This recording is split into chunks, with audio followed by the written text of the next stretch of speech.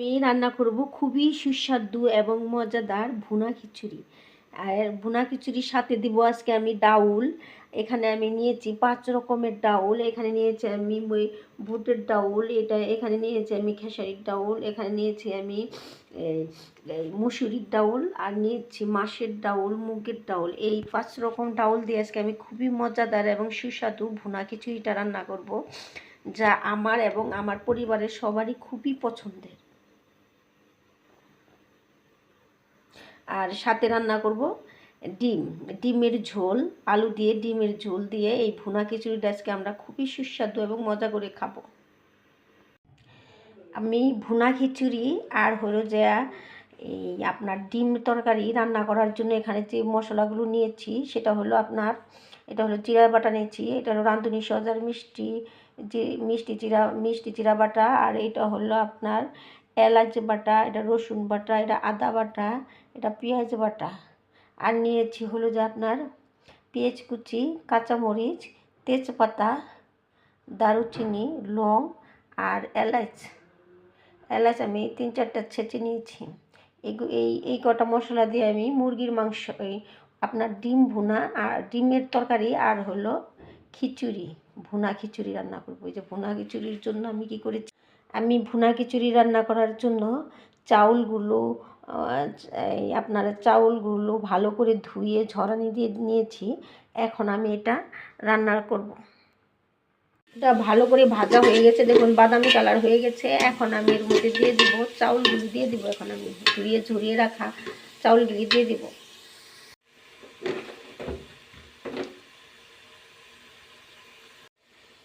এখন আমি এর মধ্যে ধুয়ে ঝরিয়ে রাখা যে চাউলগুলি দিয়ে দেব, চাউল আর ডাউলগুলি দিয়ে দিব।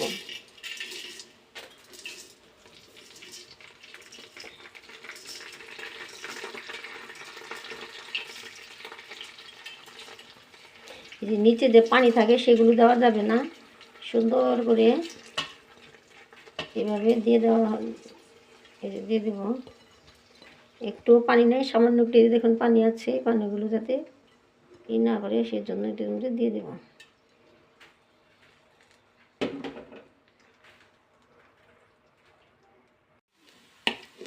কিছুক্ষণ পর পর নেড়ে দিব, এরকম করে বেশ কিছুক্ষণ পর নেড়ে দেব।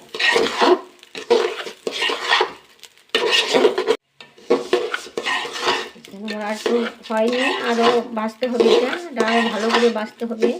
এই চাউলগুলি যত ভাজা হবে তত এর স্বাদ আরও অনেক বেশি হবে, অনেক সুস্বাদ হবে। আপনি মনে করেন যে এটা সম্পূর্ণ পোলাও যেভাবে রান্না করে সেইভাবে এটা রান্না করবেন। এটা সেইভাবে রান্না করলে এটা স্বাদটা এত সুস্বাদু হয় যে বলার বাইরে। আপনারা কোনো মাংস ছাড়া ডিমের ঝোল ছাড়া এটা এমনি খেতেই খুবই ভালো লাগে।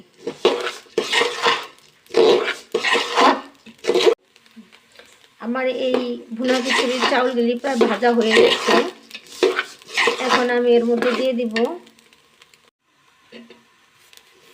আমার এগুলো হয়েই গেছে, সব কিছু দেওয়া হয়ে গেছে, ভাজা হয়ে গেছে। এখন আমি এর মধ্যে দিয়ে দিব পানি।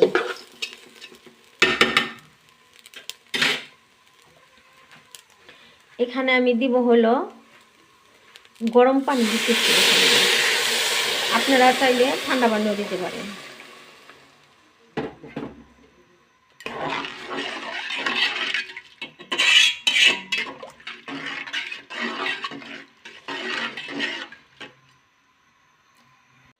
এখন আমি ঢেকে দিব বলক আসার আগ পর্যন্ত। পোলাও পাতাটা আমি ভালো করে ধুয়ে নিয়েছি। খিচুড়িটা বলক আসলে আমি এর মধ্যে দিয়ে দিব। এই পোলাও পাতাটা খিচুড়ির মধ্যে দিলে খিচুড়ির স্বাদ অনেক গুণ বাড়িয়ে তোলে।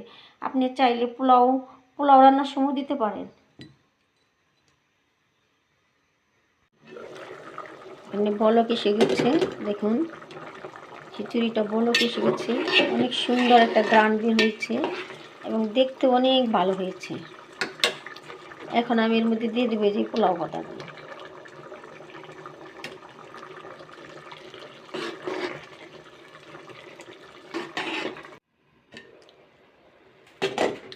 দেখুন খিচুড়িটা কত সুন্দর হয়েছে।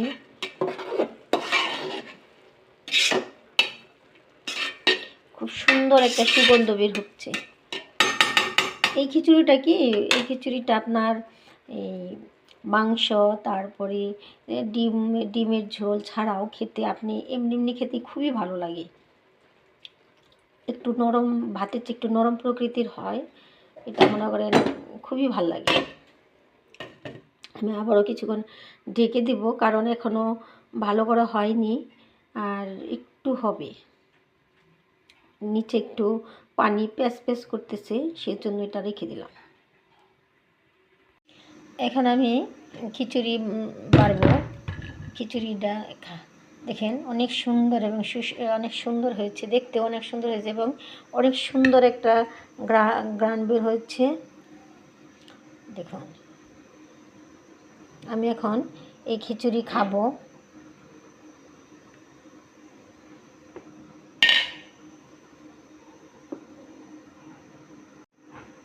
খিচুড়ি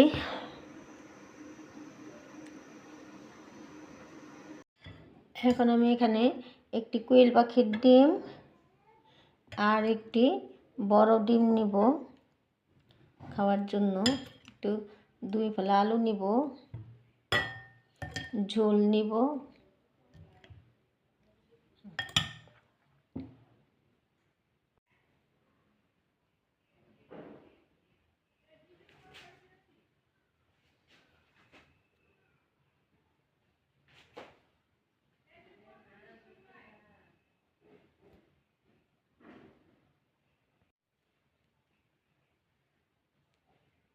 এখন আমি খুব সুস্বাদু করে খাবো এই যে পোলাও পাতা, এই পোলাও পাতাগুলো এখন আর দরকার নেই, এগুলি খাবো না, এগুলি ফেলে দেব।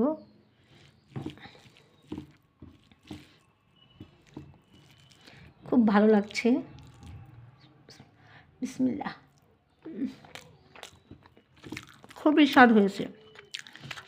আসলে নিজের রান্না মানুষ নিজে প্রশংসা করতে নাই, কিন্তু নিজের রান্না যদি নিজে প্রশংসা না করি কে প্রশংসা করবে। খুব স্বাদ হয়েছে। আসলেও আপনারা এইভাবে যদি রান্না করে খান, দেখবেন কত স্বাদ। আসলে রান্নার উপরে হলো স্বাদ। যত ভালো করে ময় মশলা বেশি দিয়ে দিয়ে রান্না করবেন, ততই বেশি স্বাদ।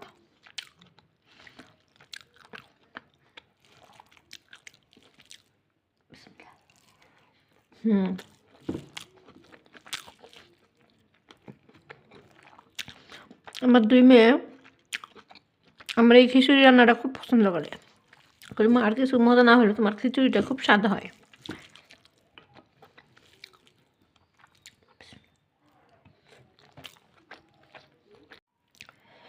একটু ঝোল নিব।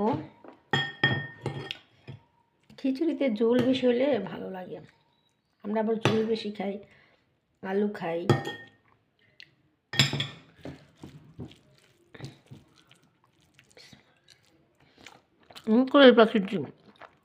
কোয়েল পাখির ডিমটা খুবই সুস্বাদু, খুবই ভালো লাগে।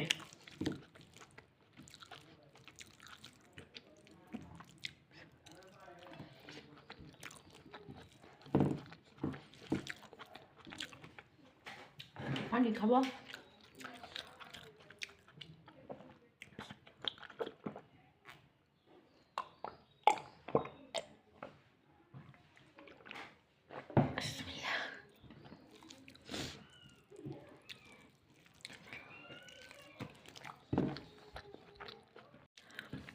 তবে আপনারা এইভাবে বাসায় খায়েন রান্না করে করে, দেখুন খুবই ভালো লাগবে। যে শীতের মধ্যে সকালবেলা এই খিচুড়ি, ডিম, খিচুড়ি, মাংস খুবই ভালো লাগে।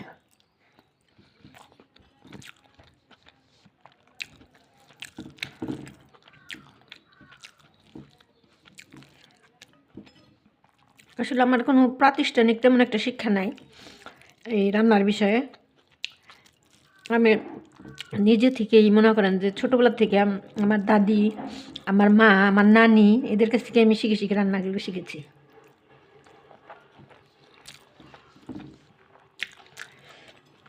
আরেকটা খিচুড়ি আছে, সবজি খিচুড়ি, কলা পাতা করে রান্না করে খাওয়া খুবই ভালো লাগে। আচ্ছা, রান্নার পরে সবাই মিলে কলা পাতা করে উঠানে বসে খাওয়া আমরা ছোটোবেলায় সবসময় খাইতাম কলা পাতাই করে। খিচুড়ি রাঁধলে আমরা কলা পাতা নিয়ে আসতাম।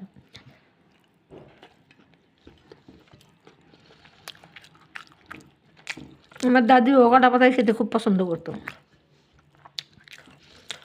সবজি খিচুড়ি সব ধরনের, শীতকালে সব ধরনের সবজি, গাজর, সিম, কপি, ফুলকপি, পাতাকপি, আলু, কাঁচকলা, এগুলো দিয়ে রান্না করতে খুবই ভালো লাগে।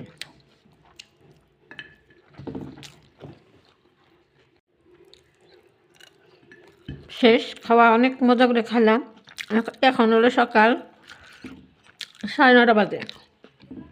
সকালে উঠে ময় মশলা বেটে বাটলাম, বাটানোর পরে সব কিছু সিদ্ধ করলাম, রান্নাম। প্রায় সকাল 6টার সময় উঠেছি। সবার সময় উঠে বাটা কষি করে তারপর রান্না করলাম। রান্না করা খাইতে 9টা বেজে গেল। কুসুম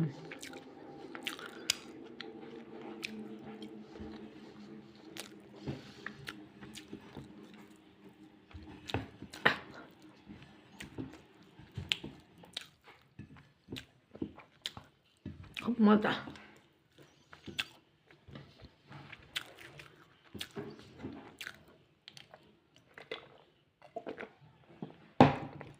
আপনাদের সবার আমাদের বাড়িতে দাওয়াত রইল। আপনারা আমার বাড়িতে আসলে আমি মজার মজার খিচুড়ি রান্না করে খাওয়াবো, শুটকির তরকারি খাওয়াবো, তারপরে শুটকির ভুনা খাওয়াবো, চিংড়ি মাছের ভুনা খাওয়াবো। আপনাদের সবার আমার বাসায় দাওয়াত রইল।